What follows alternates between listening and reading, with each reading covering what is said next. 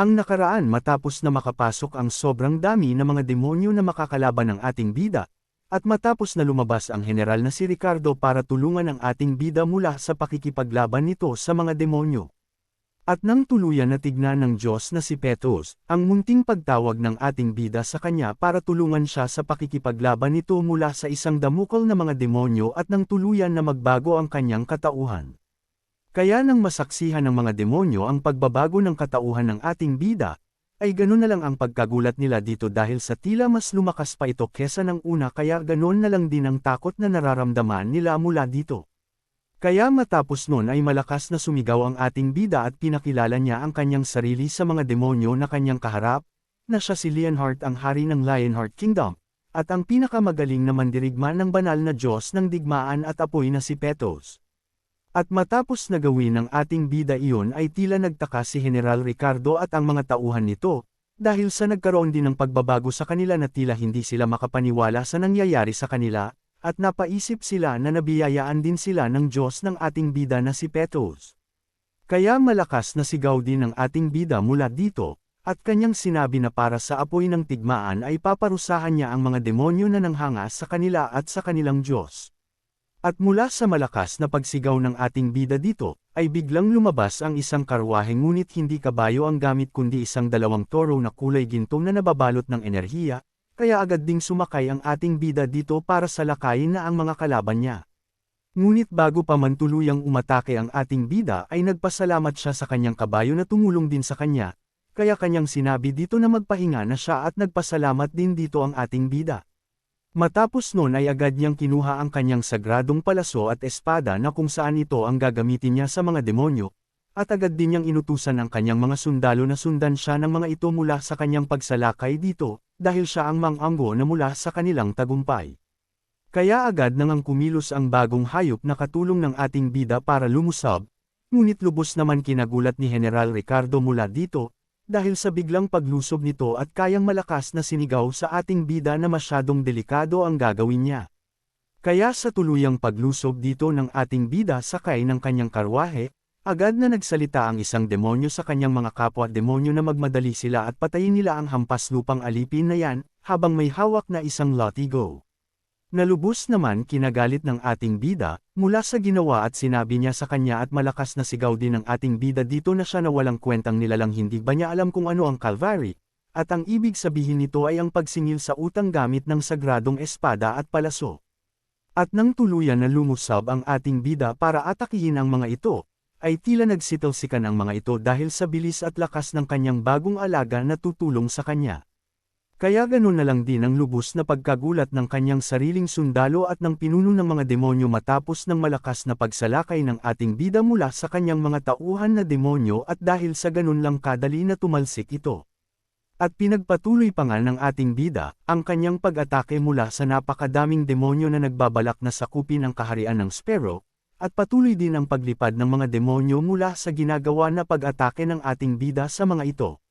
Kaya ganoon na lang din ang lubos na pagkagulat at pagtataka ng pinuno ng mga demonyo na may 8 kamay, at napatanong na lang siya na ano ang ibig sabihin nito, at dagdag pa niya na bakit hindi man lang nila ito mapigilan kahit na isang segundo lamang. At tila may pangmalayo ang atake ang mga demonyo, ngunit wala lang itong kwenta sa ating bida dahil sa mabilis nitong pagtakbo at malakas nitong atake, na halos hindi mapigilan sa sobrang lakas. Kaya mula na paglusob ng ating bida mula sa mga demonyo, at tila sa hindi niya inaasahan na pangyayari at biglang lumusab sa kanya ang pinuno ng mga ito at tila buong lakas na tumalon para atakihin ang ating bida mula sa ere na agad nang siyang tinamaan nito mula sa pabigla nitong atake. Ngunit ganoon na lang ang pagkagulat at pagtataka ng demonyo mula sa kanyang nasaksihan, dahil sa parang hindi man lang ito tinablan mula sa kanyang malakas na pag-atake na ginawa dito, at tila wala man lang nangyari dito dahil nanatili pa din itong nakatayo.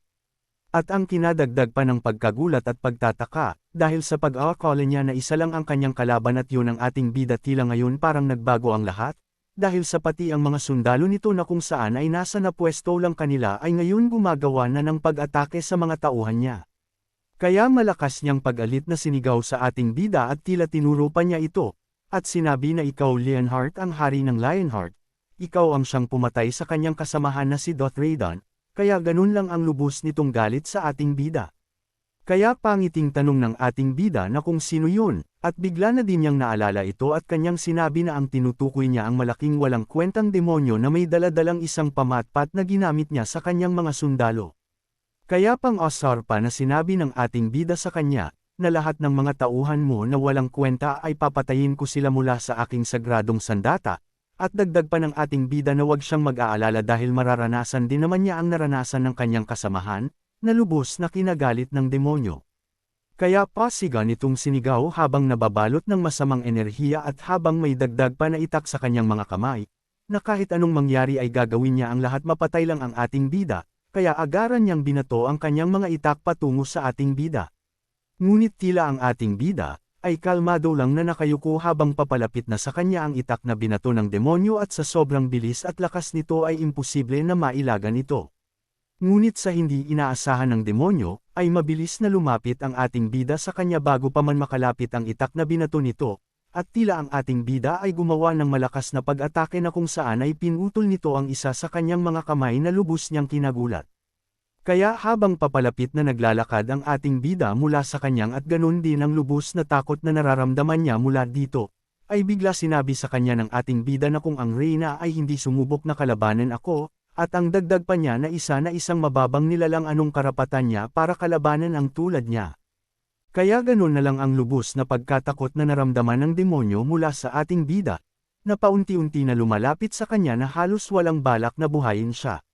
Kaya malakas na sigaw ng ating bida sa kanya habang akma na siyang papatayin nito, na ang karangalan ay wala sa lugar lalo na sa mga kagaya nilang mga demonyo, dahil sa ang paglalaban nila ay hindi isang duelo kundi isa itong pagpagpapaslang. Kaya sa sobrang lakas ng ginawang pag-atake ng ating bida sa demonyo, ay nagkaroon ng malaki at malakas na pagsabog mula sa kaharian ng Sparrow at tuluyan na nga naman ang demonyo na si Androgen. At ating abangan sa susunod na kabanata, kung anong mangyayari sa ating bida at sa kanyang mga sundalo matapos nilang makalaban ang isang damukal na mga demonyo, at matapos na patayin ng ating bida ang demonyong si Androgen.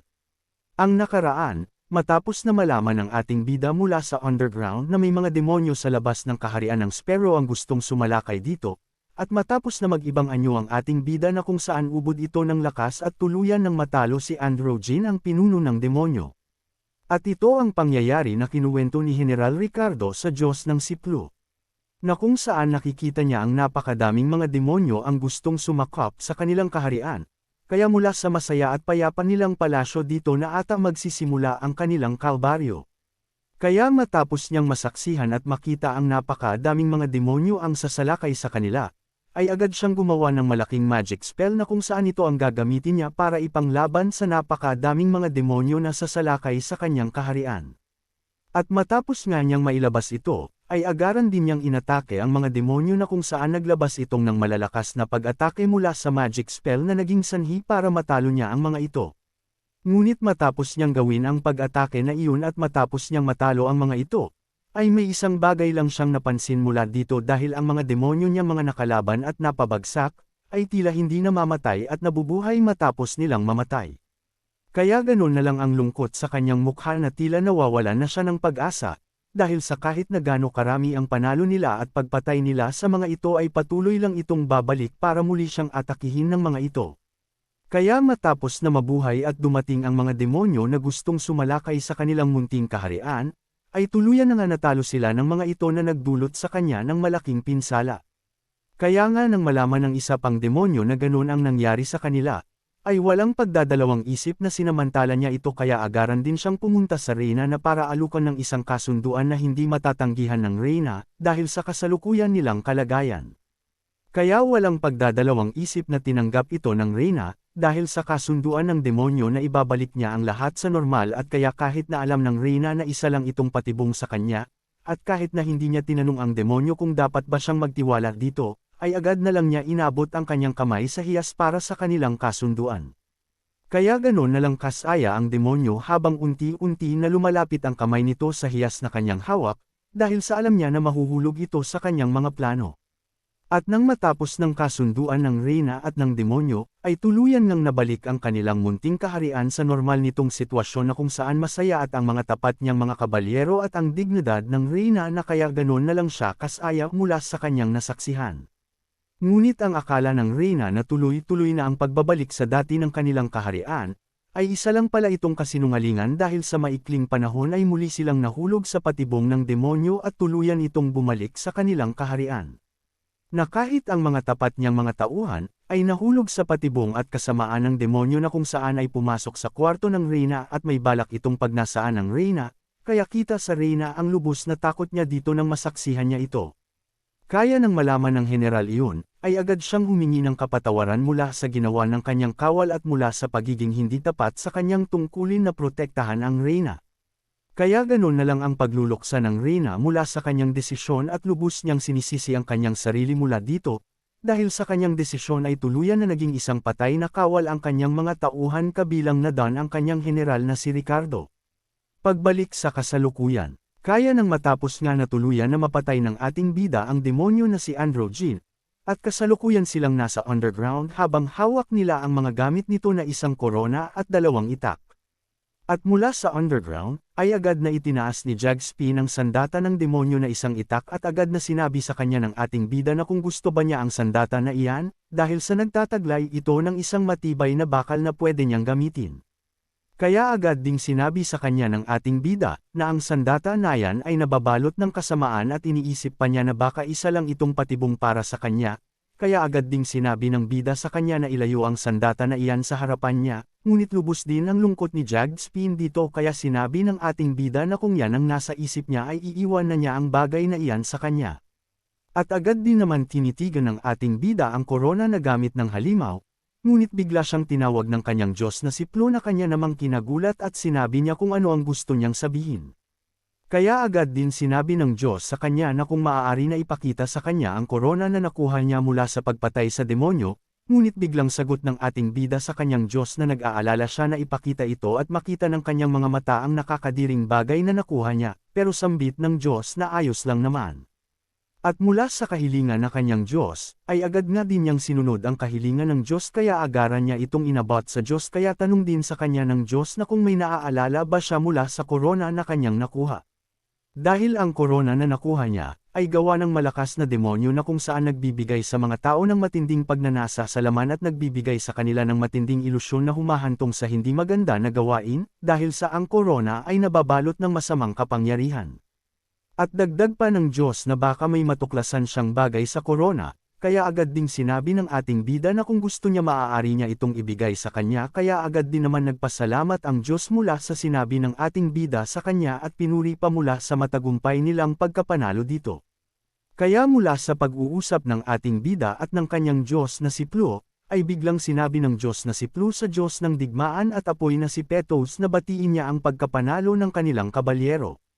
Kaya agad nga itong lumabas at binati ang ating bida mula sa pagkapanalo nito, pero biglang sinabi sa kanya ng Diyos na si Plo na dapat matuto siyang maging totoo sa kanyang nararamdaman. Ngunit mula sa pagbati ng Diyos ng digmaan at apoy, ay agad ding nagsalita ang ating bida na mahal niyang Diyos ng digmaan at panaginip ay meron lamang siyang munting kahilingan para sa kanila, kaya agad din sinabi ng Diyos na si Petos na sabihin lang niya. Kaya agad na nga sinabi ng ating bida ang kanyang kahilingan sa kanyang Diyos, na kung maaari ay kunin nila ang mga kaluluwa ng sundalo ng reyna na si General Ricardo at nga mga kawal nito, na lubos naman kinagulat ng general mula sa sinabi ng ating bida. Ngunit mula sa kahilingan ng ating bida, ay pag-alit na sinabi ng Diyos na si Petos na gusto ba niya na tulungan nila ang mga kawal na makapasok mula sa paraiso nila, kahit na malalabag nila ang tuntunin ng buhay at patay. Kaya biglang din sinabi ng Diyos na si Plo mula sa sinabi ni Petos na ang sama naman niya mula sa sinabi niya, at ang tuntunin patungkol sa buhay at kamatayan ay kanyang teritoryo kaya walang siyang karapatan doon, ngunit pag-alit na sagot uli ni Petos na anong klaseng kabanalan ang meron siya kung papahintulutan niyang makapasok ang mga patay na muling nabuhay sa paraiso nila. At mula sa sinabi ng Diyos na si Petos, ay biglang sambit ng Diyos na si Plo sa ating bida na ang mga ito ay may kaakibat na parusa dahil sa pagkitol nila sa sarili nilang buhay at hindi sila makakapaglabag sa kanilang tuntunin. Ngunit sa pagsasalita ng Diyos, ay biglang lumabas ang reyna at nagmakaawa sa Diyos at kanyang sinabi na patawarin nawa nila ang kanyang mga kawal, at dagdag pa niya na alam niya naging padalos-dalos siya mga desisyon niya kaya humantong sa ganon ang kanyang mga kawal. Kaya agad na napaisip ang Diyos na si Plo mula sa sinabi ng reyna, at kanyang sinabi na dahil sa tapat ang kanyang mga kawal pero walang kahit na isang kaluluwa nila ang makakapasok sa kanilang paraiso.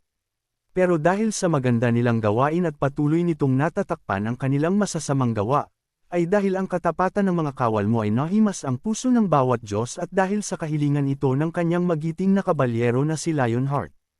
Meron lang siyang gustong ipagawa sa reyna para nang sa ganoon, ay mabiyayaan ang kanilang maruming kaluluwa at magbigyan pa sila ng pag-asa na mabuhay muli at bumalik sa kanya.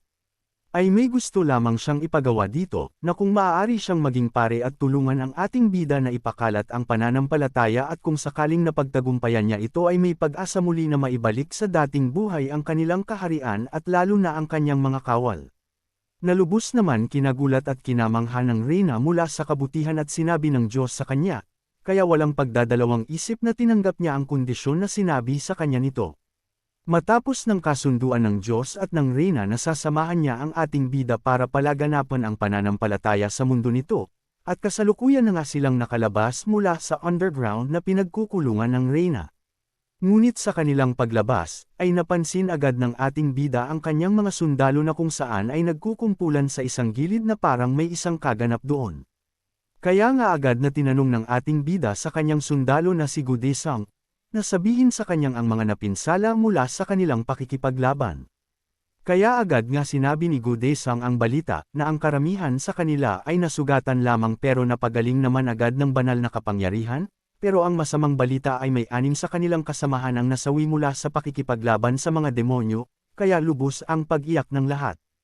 Kaya matapos nun ay agad na lumapit ang ating bida mula sa mga bangkay ng kanyang mga sundalo na namatay, at kanyang ilalabas ang espada na kung saan ay kanyang sinabi na ipagdadasal ang mga ito. Matapos niyang ilabas ang sagrado niyang espada, ay agad na siyang lumuhad para ipagdasal ang mga ito at kanyang tinawag ang mahal na digmaan at apoy at sinabi na ang kanilang mga sundalo ay nandito na kung saan ay namatay ng may kagitingan. At dagdag pa niya, nagabayan nila ang mga kaluluwa ng mga ito at kung nagkasala man sila at may mga bagay na nagawa, ay linisin nito sila at purihin ang kanilang mabubuting gawa bago sila mamatay, kaya ganoon na lang ang lubos na lungkot na naramdaman nila. At hayaan ninyo sila makilahok sa kapistahan na gaganapin kasama ang mga Diyos, at isama sila sa listahan ng mga namatay at hayaan sila na malaman ito ng bawat pamilya nila, at ang Pantheon Guild ay hindi makakalimutan ang sakripisyo na kanilang ginawa. Kaya nabalot na nga ng pulang enerhiya ang mga sundalo ng ating bida, matapos niyang ipagdasal ang mga ito na tila tuluyan ng nahugasan ang mga kasalanan nila at maisasama na ang kanilang kaluluwa sa kaharian ng mga Diyos. Kaya ating abangan sa susunod na kabanata, kung ano ang mangyayari matapos nilang matalo ang demonyo at mailigtas sa sumpa ang kaharian ng Sparrow, at kung ano ang kakahantungan ng reyna ng Sparrow na si Beatrice matapos siya pumayag sa kasunduan ng Diyos.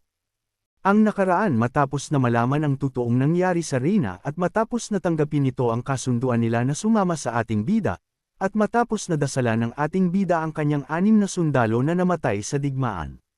Kaya mula sa lagusan ay tuluyan na nga nakalabas ang ating bida at ang kanyang mga sundalo, ay ganoon na lang ang pagsigaw ng iilan sa kanila mula sa pagbabalik ng ating bida sa mundong ibabaw. At sa paglabas nila sa lagusan, ay hindi lang ang ating bida at mga sundalo nito ang lumabas kundi kasama ang reyna ng Sparrow na si Beatrice habang nasasaksihan ng mga tao sa paligid ito. Matapos nun ay nagtungo ang ating bida sa gusali at kwarto ng presidente ng Hunter Association, at kanilang nirehistro ang reyna na si Beatrice bilang isang survivor ng lagusan, at doon na nga binalita ng ating bida ang nangyari sa kanyang mga sundalo na namatay. Kaya biglang sambit din ng ating bida mula sa presidente, na sigurado siyang napanood niya ang video mula sa kanyang tauhan na si Jagged Spin at sumang-ayon naman agad ang president at kanyang sinabi na nag-iba ang lagusan na naging isang pula na nilalaman ng malalakas na demonyo, at isa itong himala para sa presidente kasi walang gaanong namatay.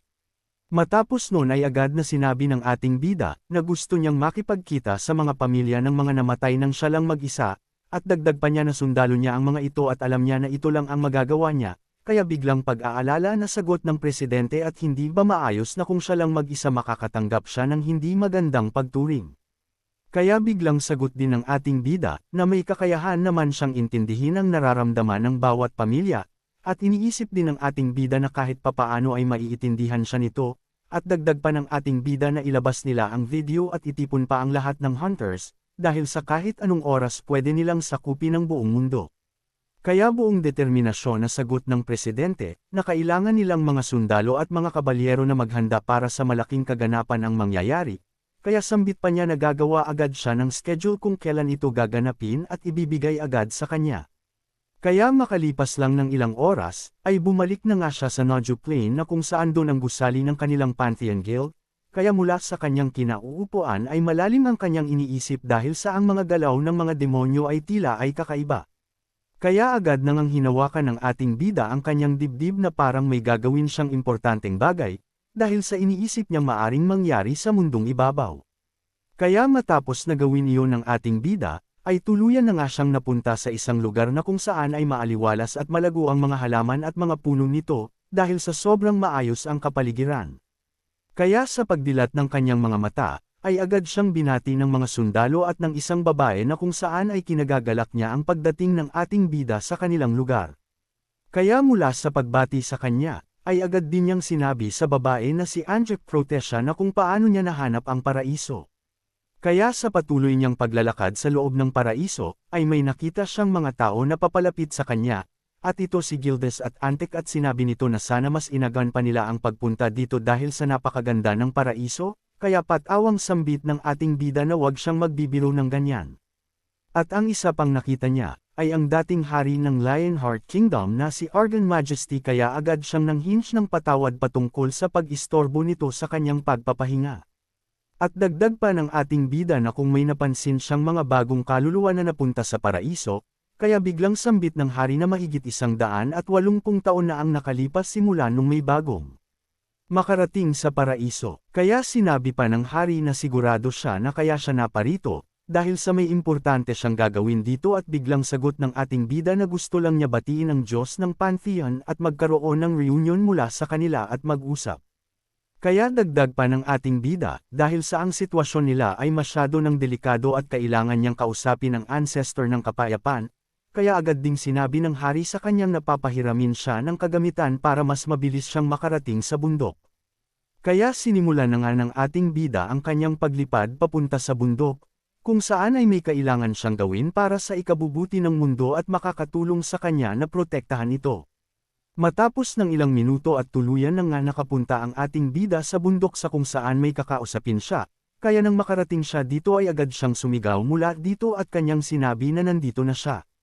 Kaya mula sa loob ng kagubatan ay tila may sumagot at tinawag ang ating bida sa kanyang pangalan na Lionheart, kaya agad din sumagot ang ating bida dito at sinabi na nanghihinge siya ng patawad patungkol sa pagpasok nito sa kanyang teritoryo.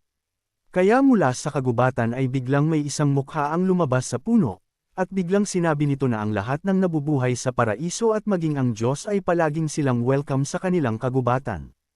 Kaya matapos nun ay agad din siyang tinanong ng puno na kung ano ang nagdala sa kanya sa paraiso ng mga patay, kaya agad ding sinagot ng ating bida na gusto niyang makipagkita sa mas bata na katulad nila na kung saan na matagal na niyang kaibigan. Matapos nun ganun na lang ang lubos na pagkatuwa ng puno dahil sa alam niyang siya ang tinutukoy nito, kaya paulit niyang tinanong kung ano ang nagdala sa kanya bago siya kaya agad ding sinagot ng ating bida na kailangan nito ang kanyang buto. Kaya lubos na kinagulat ng puno na si Gunror kaya agad din sinabi nito na kung kailangan na agad niya ito, kaya biglang sagot ng ating bida na ang mundo na kanyang tahanan ay nasa ilalim ng pananakot ng mga demonyo. At dagdag pa niya na siguro nalaman ng demonyo na dumating na ang ating bida na kung saan tutulong para ayusin ang mundo. Kaya matapos na sabihin iyon ng ating bida, ay agad na kumilos ang puno na si Gunror na kung saan ay parang may kinukuha siyang parte ng katawan niya at kanyang sinabi na kunin niya ito, dahil sa nagtitiwala ito sa kanya na aalagaan niya ito. Kaya makalipas ng ilang oras ng pag-uusap nila at tuluyan ng papaalis ang ating bida para bumalik sa mundo, ngunit bigla siyang pinahinto ng dating hari ng Lionheart at may binigay sa kanya.